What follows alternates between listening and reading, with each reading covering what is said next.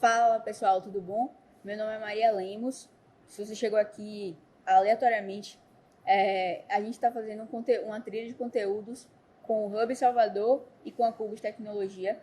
Todos esses conteúdos são sobre a área de gestão de produtos. Então, se você quiser entender um pouquinho mais sobre a área, quais são as atribuições, quais são as atividades de um gerente de produto, o que é valor, o que é produto, volta nos conteúdos anteriores, porque com certeza isso vai te dar uma base muito legal. Mas, se você quer entender como encontrar jobs to be done, vamos nessa, que é sobre isso que a gente vai falar hoje. Então, como é que a gente pode encontrar jobs to be done? A gente viu que jobs to be done são os trabalhos pelos quais o seu usuário, o seu cliente, contrata o seu produto. Então, qual é o trabalho que você realiza para esse cliente, para esse usuário, certo? Isso é que a gente chama de jobs to be done. E aí, para a gente começar a entender quais são os jobs que o meu produto resolve, eu gosto de seguir esse passo a passo que eu vou passar aqui para vocês. Primeiro, a gente tem aí uma etapa de criação de hipóteses iniciais, certo?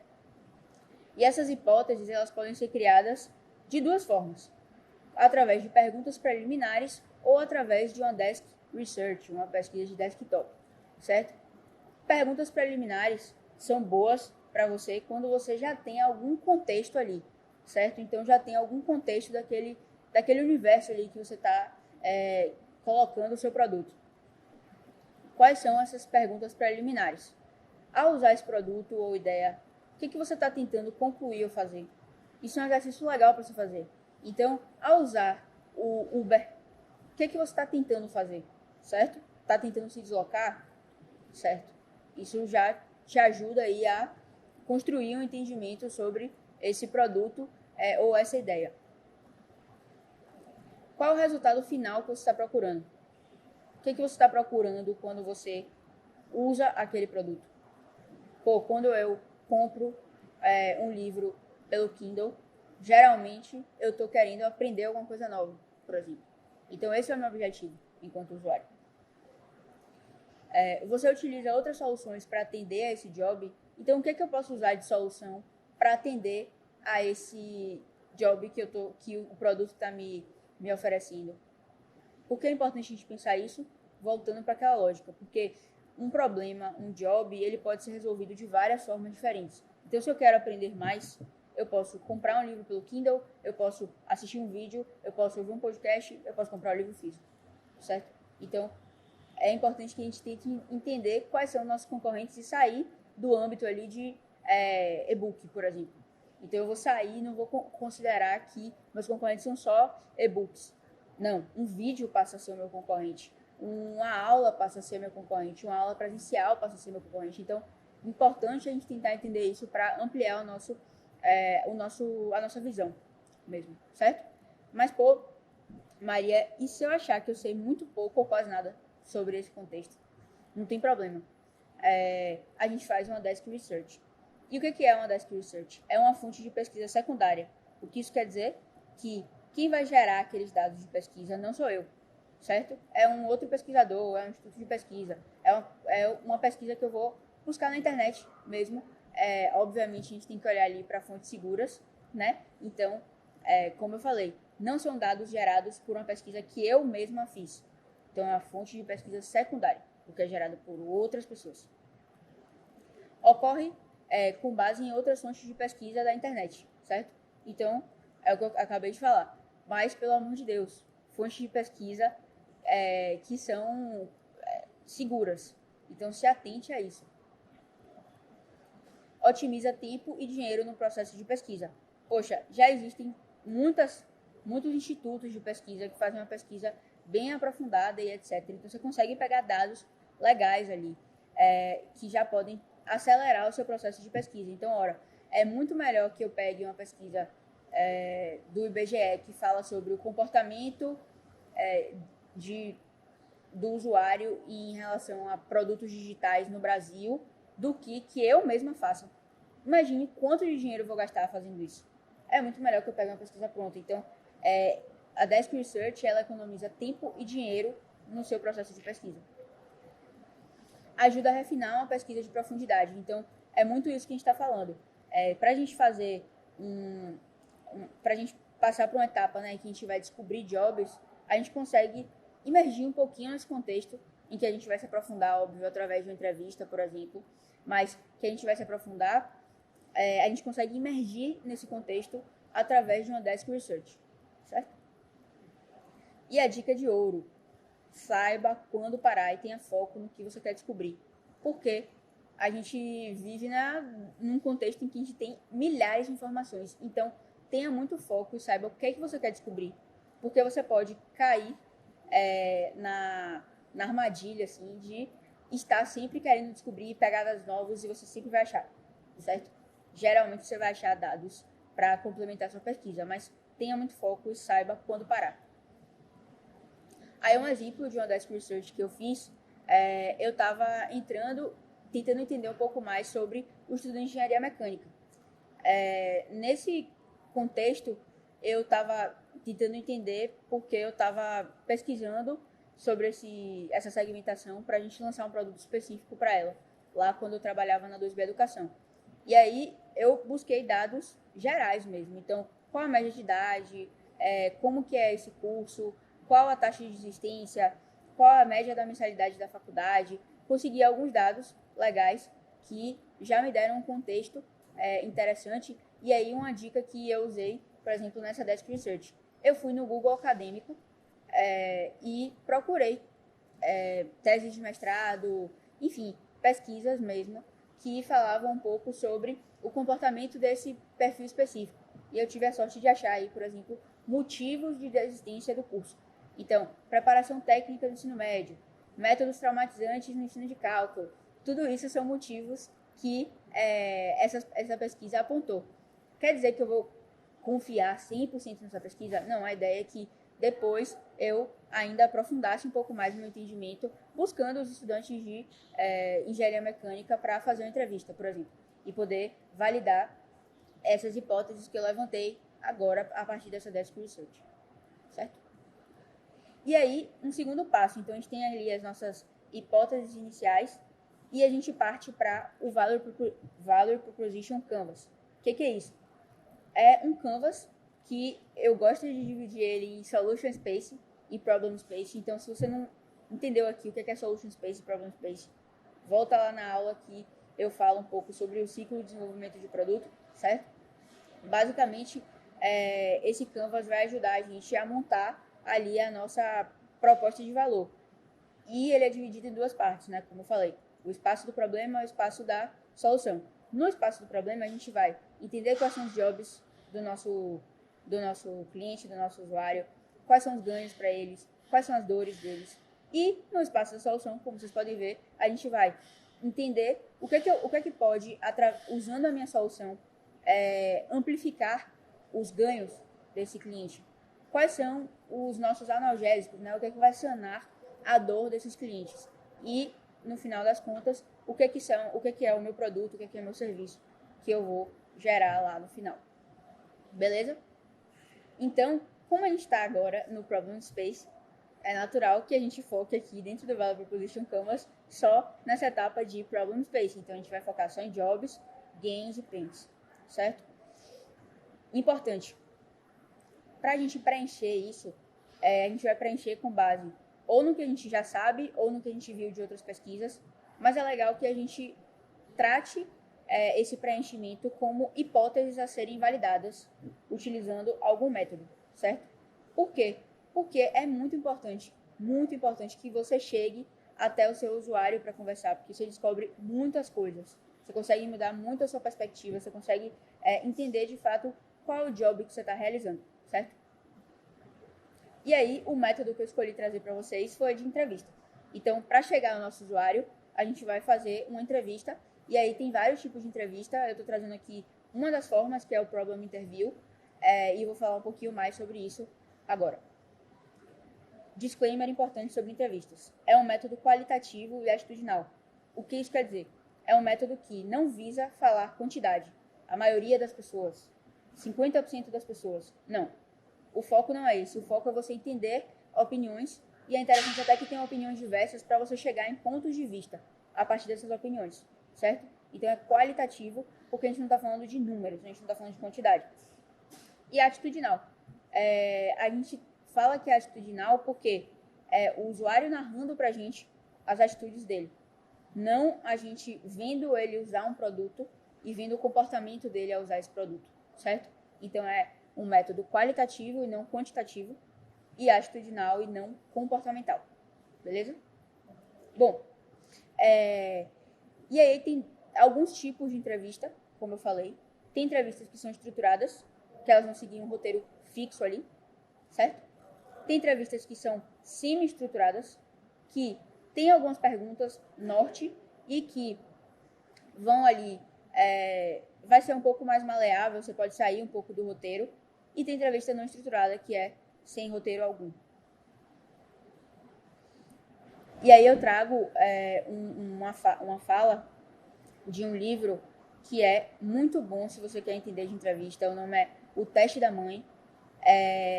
E ele é incrível se você quiser entender um pouco mais sobre o que fazer em entrevista, o que não fazer, como perguntar, como se portar, por que fazer entrevistas. Ele é excelente. E aí o Rob, que é o autor, ele fala o seguinte: conversas mal feitas com clientes não são apenas inúteis. É pior que isso. Elas podem te convencer de que, na verdade, você está no caminho certo quando você está no caminho errado, certo? Então, é muito importante que você se prepare para esse momento, que esse momento é, assim, eu diria, uns momentos cruciais para o sucesso do seu produto, do produto que você vai lançar, para você entender mesmo se aquela solução que você vai lançar faz sentido ou não, certo? Então, se prepare e não subestime esse momento, certo? Do's e don'ts sobre entrevistas. Aqui eu estou falando de entrevistas de forma geral, certo? Primeiro don't: não tente convencer o usuário do seu ponto de vista. Então, agora a gente vai fazer um disclaimer aqui sobre entrevista, continuar, né? E falar do's e don'ts de entrevistas, certo? Bom, primeiro vamos começar pelos don'ts. Não tente convencer o seu usuário do seu ponto de vista. Você está lá para ouvir ele. Você está lá para entender o ponto de vista dele e não convencer ele do seu, certo? Não peça opiniões. Então, é muito importante que a gente foque mais em relatos, em histórias, em vivências, do que opinião. Você acha isso bom ou ruim? Isso não acrescenta em nada. Então, não peça opiniões. Não deixe ele desconfortável. É um momento em que ele deve e pode se abrir para você. Então, você tem que deixar ele bastante confortável, mostrar para ele que não tem certo ou errado, falar para ele que aquilo ali é um momento que você está aprendendo com ele, que você está ouvindo ele. Então, não deixe seu usuário desconfortável, senão você não vai conseguir tirar muitas coisas dessa entrevista, provavelmente. Não busque opiniões vazias. Não vá despreparado ou despreparado.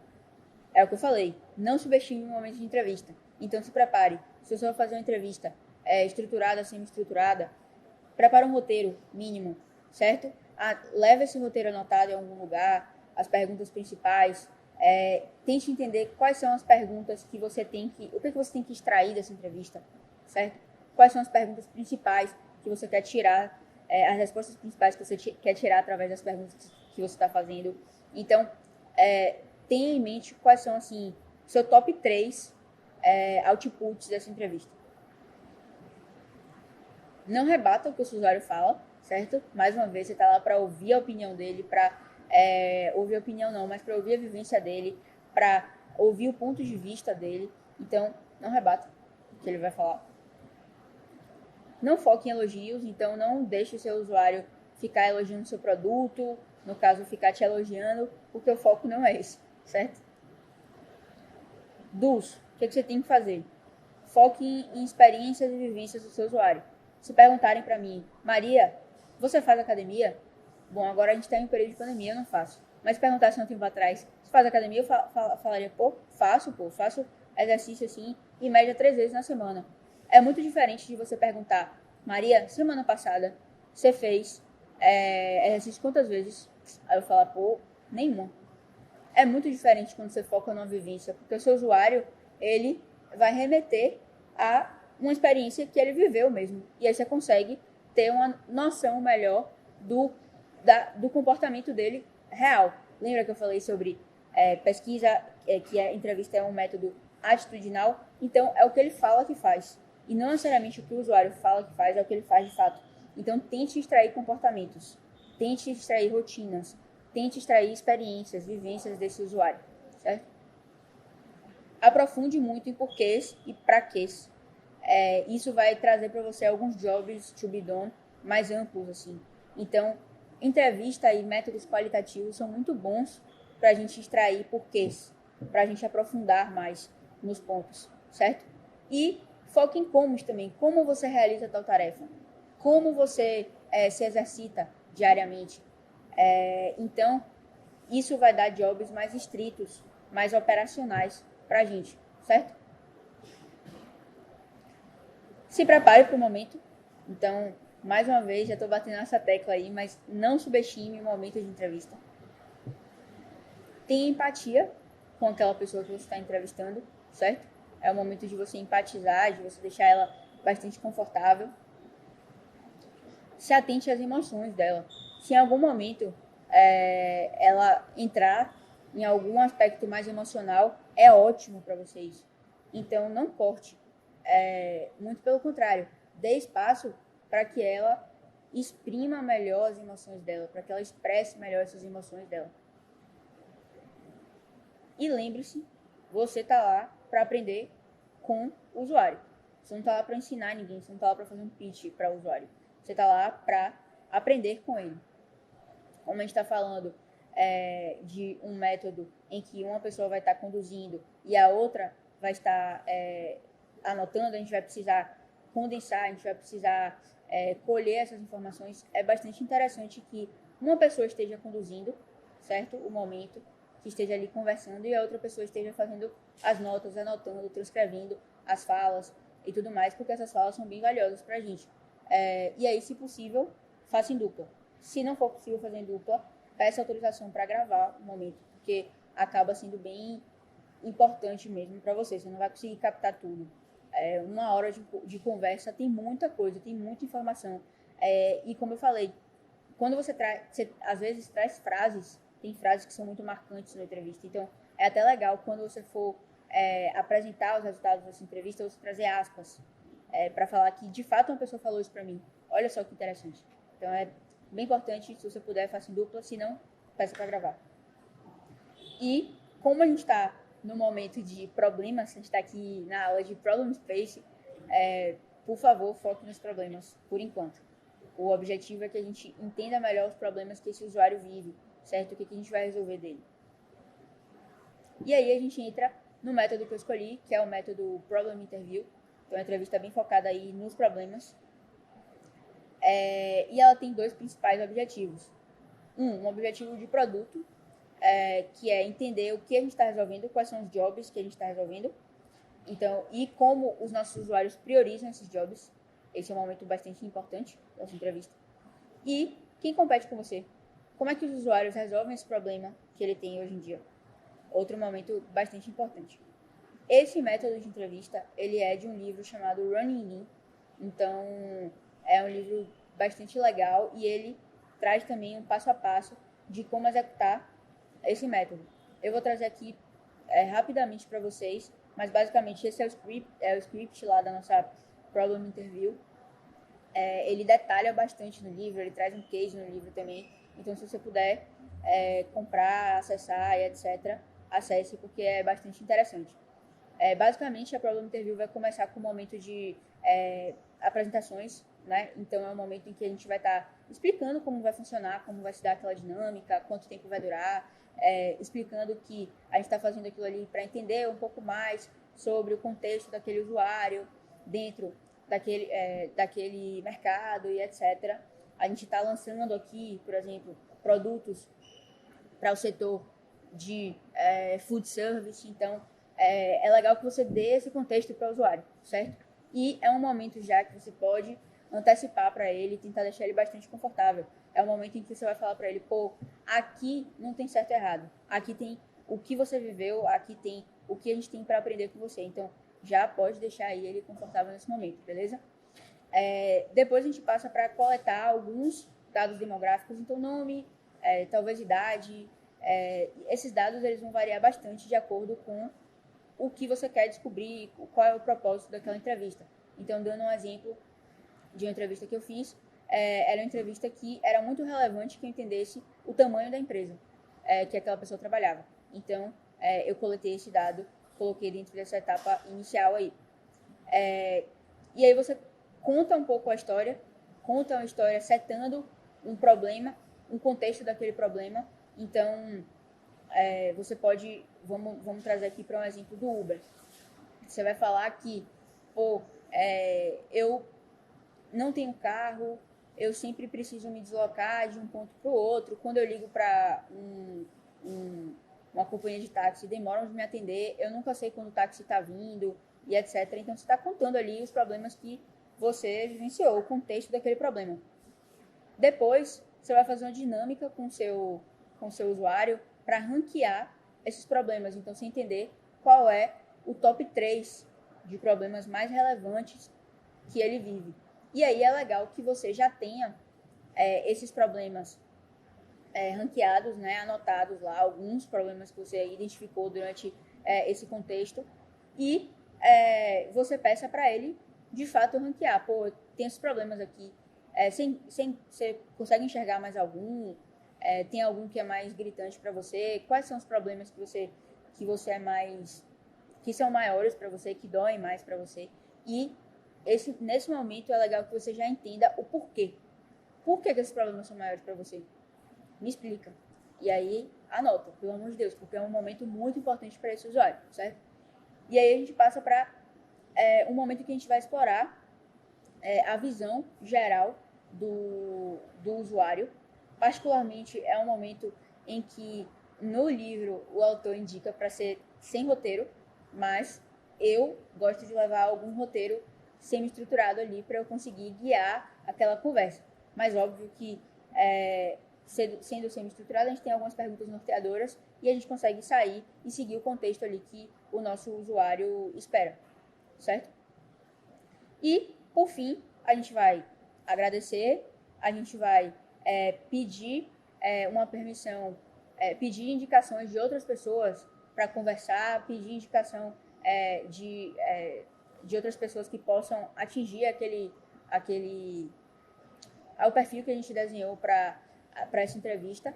Então, basicamente, a entrevista em si se acaba aí, certo? E a parte final é, de fato, a documentação dos resultados dessa entrevista. E o que é essa documentação? Para compilar dados qualitativos, você pode usar inúmeras técnicas. Como no início a gente citou lá o Value Proposition Canvas, nada mais justo do que trazer ele de volta para cá. Então, é legal que você coloque aí, encaixe dentro desse Value Proposition já os ganhos, as dores, e os jobs que aquele usuário passa. Depois, você vai pegar e vai trazer um compilado geral. Então, a partir das entrevistas que você fez e do Value Proposition por usuário que você fez, você vai trazer um Value Proposition geral que vai compilar ali as informações, certo? E aí você pode, além de trazer essa parte do Value Proposition, complementar com perfil demográfico. Essa parte de perfil demográfico é uma parte legal para você entender quem são seus usuários iniciais, seus early adopters, como a gente vai falar daqui para frente. Mas é legal que você entenda quais são seus early adopters. Você pode, dentro do Value Proposition, destacar quais são os top 3 jobs que foram citados lá pelos usuários. E você pode também já trazer aí um mapeamento de concorrentes. Então, entender quem é que o seu usuário está usando, o que o seu usuário está usando para resolver aqueles problemas que ele citou, certo? Quais são os concorrentes que atendem os mesmos jobs que você quer atender? Você já pode começar a mapear alguns concorrentes aí, certo? Gente, espero que vocês tenham curtido essa aula. Nas próximas a gente vai falar um pouquinho só sobre esse mapeamento de concorrentes e vai seguir aí a nossa trilha falando um pouco mais sobre Solution Space, entrar no espaço da solução, tá bom? Até mais e até logo!